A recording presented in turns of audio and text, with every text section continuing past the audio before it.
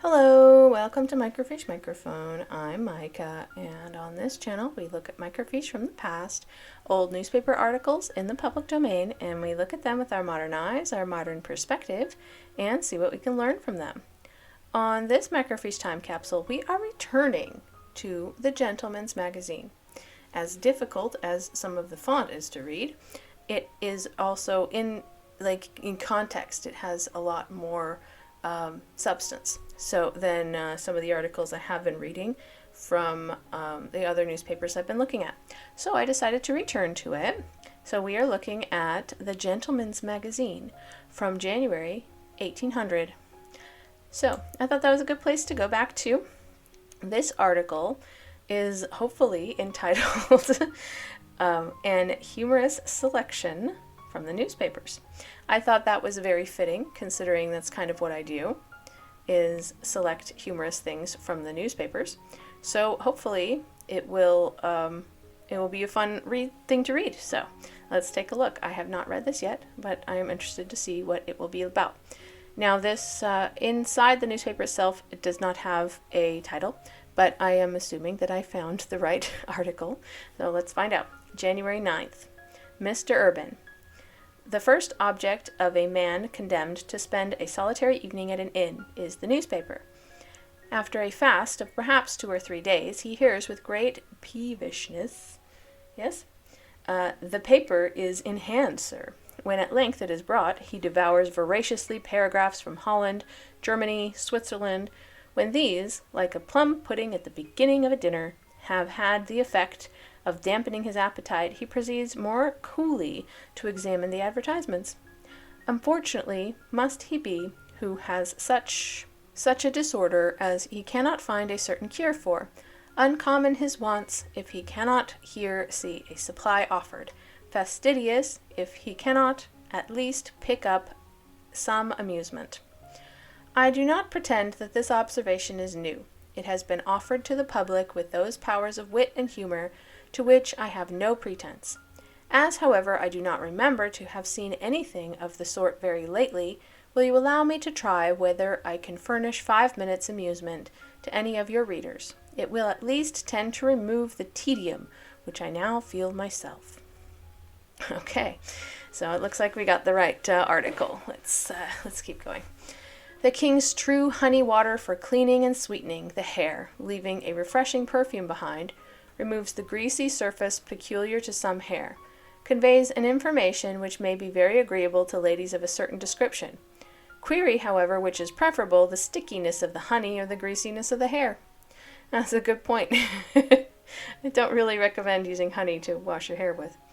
Johnson's dictionary not being in the house, another query may be superadded as to stickiness being a word. Yes, it's a word. Okay, all good. Okay, Mr. Brown.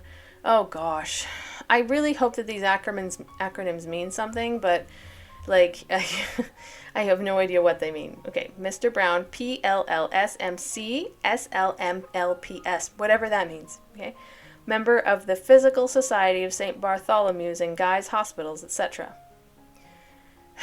Will any of your medical readers be so good as to put the above portion of the alphabet into English and tell us what physical societies of those hospitals are established and where they meet? Okay, so they're just as perplexed as I am. Okay. A lady desires to establish a seminary for young ladies, differing from the usual mode. See Virgil's Georgies 3:272. Horses abound, which are without exception the handsomest, best put together, pleasantest, safest, freest from all vice, shyness, and blemish, of all colors, a dapple gray offered at half the livery stables in London, just come from sea to Piccadilly, Galloways for ladies, timid old gentlemen who ride 5 miles an hour, young gentlemen who ride from 10 to 20, all weights from 10 to 20 stone, etc., etc. A friend of mine cures disorders which he does not name, without medicine, lotion, or injection, without change of diet or manner of living, without alteration in habit of body, countenance, or complexion. Surely a very pleasant doctor this must be. Which he does not name. I like that. Cures unnamed disorders. The wine company, too modest to give any names, fell port at 27S, which you cannot buy elsewhere under 36s. I'm sure that has a meaning. I'm assuming sense of some kind. I don't know. And some other wines in the same portion. Oh gosh.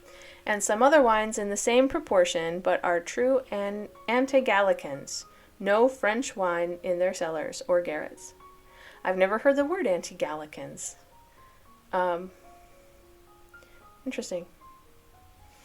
Wonder where that came from.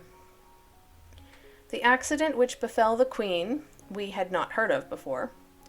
A healthy young women and smart active footmen offer themselves to those gentlemen and ladies who have occasion for their different services, and in the same column there is a call for footmen and for ladies willing to do all work, and cooks and housemaids for single gentlemen equally willing. A gentleman wants a mistress. A gentlewoman, more modest, wishes to find a friend. Ooh, like that's throwing some shade, saying that like the women who are looking for footmen are looking for a friend, but that the men looking for a housemaid are just looking for an affair. I don't know about that. It seems pretty equal opportunity here. Oh gosh, like either way, if you know what you're getting into, okay, but if that wasn't what you were looking for, then run, jeez.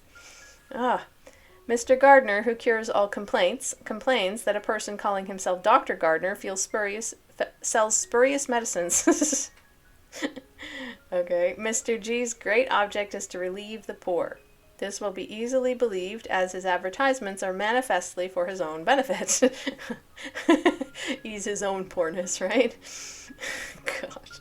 Money for annuities, Mr. A, Mr. B, Mr. C, etc., etc., have each of them always 10,000 or 100,000 pounds, a zero makes no difference, to lend to widows, young heirs, etc., on the most moderate terms.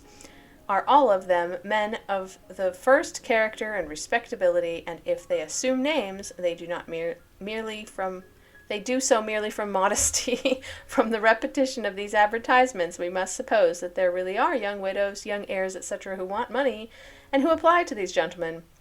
Diamond earrings continue to be dropped, and to find finders. Mr. Something, the dueling cheesemonger? Is that what that says? The dueling cheesemonger desires a solar microscope. Of course he does. What? What is a solar microscope anyway? Like, do you mean telescope to look at the sun? Or do you mean like a microscope that runs on solar power? Because I was fairly certain microscopes do not need to be plugged in. Like, I'm just saying. Interesting. I guess some of them have lights on them. I guess they do have lights. Never mind. Okay, solar powered? They did that? Did they do that back then? I don't know. Apparently they did. Johnson's Dictionary, a gold watch, the Biographia Britannica, and a 2-gallon still, and to have them very cheap. Okay, something about the cheesemonger desires a solar microscope, Johnson's Dictionary, a gold watch, the Biographia Britannica, and a 2-gallon still, and to have them very cheap. A writer. Like, okay. Yeah, there are definitely some very silly things in the, they're definitely poking fun at some people and trying to be like, hey, you know what this implies. I like that, because it has very colorful descriptions and, is very entertaining. So I appreciated that article. What did you think of it? Let me know what you thought in the comments below, and thank you for joining us today, and I hope to see you on the next video.